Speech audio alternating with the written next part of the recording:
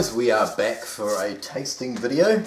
Now a few weeks ago you may remember that I brewed up a beer out of this magazine here, Beer and Brewer, and it was the coffee cream ale. So it's a recipe that was given to the magazine by the Grifter Brewing Company based in Australia.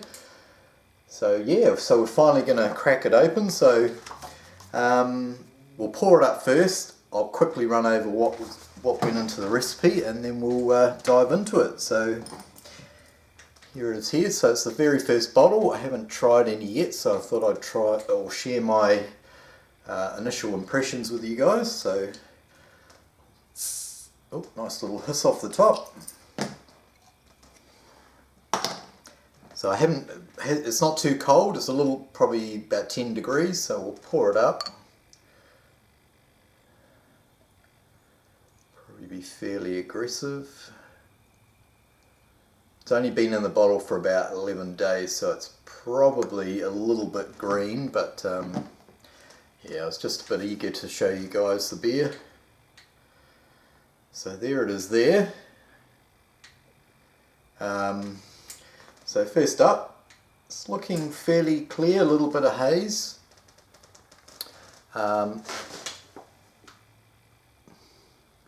Holding a nice little cap on there. Definitely has a sort of a creamy sort of look and texture to it.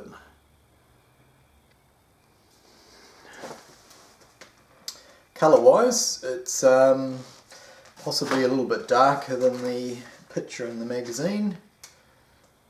Yeah, this is a little bit more of a orangey colour. This is definitely more of a copper colour.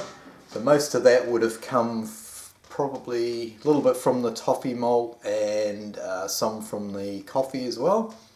So yeah, before we dive in, I'll just quickly go over what was in it. So it's made up of ale malt, Munich malt, toffee malt, flaked oats, and some Gladiator, which is Gladfield's equivalent of the Carapils. Swapped out the Brambling Cross in the recipe for East Kent Goldings because I had some handy. And then coffee went in at the end of the boil, so I think it was 80 grams and a half batch of freshly ground coffee went in at the end of the boil. I'll put a link to the brew day video. That was steeped, and then vanilla was soaked. Vanilla pods were chopped up, soaked into vodka, and then the liquid or syrup from that was added to the fermenter. Actually did that over a couple of days just to try and make sure that I got the vanilla coming through, but it wasn't too strong. And yeah, apart from that, there she is. So I think we'll get a nose on it first. Oh yep, straight away. Don't even have to think about what I'm smelling. It's definitely, the coffee is coming off the top, and it's good thing is it's retaining that nice fresh coffee aroma that I remember when I put the freshly ground coffee into the end of at the end of the boil. It still smells pretty much the same. And then a little bit of vanilla coming through on the nose. Struggling maybe to get through the coffee. So yeah, the coffee definitely coming through, smells really good. A little bit of vanilla. Not too much else on the nose. So yeah. Cheers guys, we will dive in. Happy with the appearance.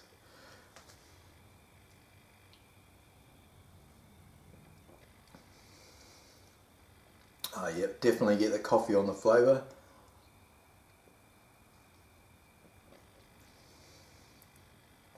Okay, I'm getting more vanilla in the flavour than on the nose. But it's a nice level, it's not too strong.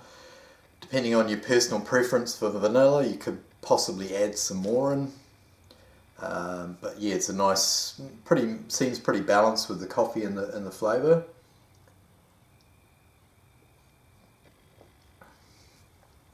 Definitely has a nice creamy mouthfeel or texture from the oats and the Carapils or the Gladiator. There's definitely a creaminess about it, a little bit like the old Kilkenny cream ale. So that's, yeah, that's come through really nicely. See what else we can pick up.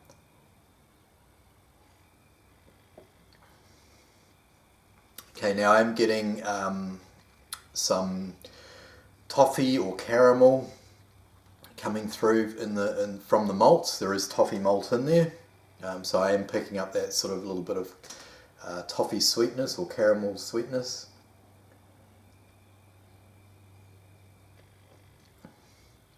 Even though it's the recipe called for it to be bittered quite low, around 15 IBUs, I think mine ended up being 16 or 17.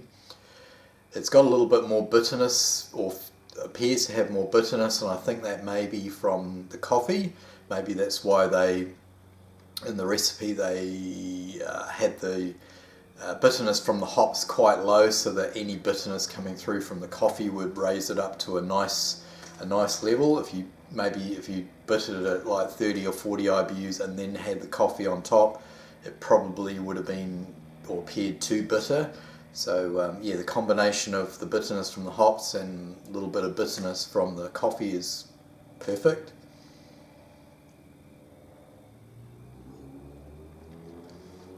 It's very smooth, that creamy mouthfeel I was saying. It's a very smooth drinker. Slips down really well. It's the sort of beer that you could easily have a few of. It's 5.25%. Yeah, I'm pretty happy with that. Pretty happy with the clarity. Considering I had the oats in there, I thought it might have been a little bit more hazy, but a little bit of lacing already. I think I was probably a little bit premature popping the first bottle. Probably need to leave it for another half a week or maybe another week, just to get the carb up a little bit. Probably end up with a better head on it, but the head's sticking around.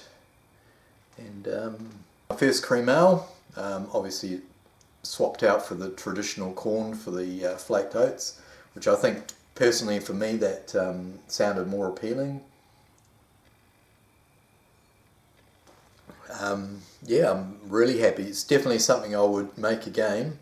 Want to, you know, like I say, an English style beer with a bit of a twist with the coffee and vanilla. An easy drinker.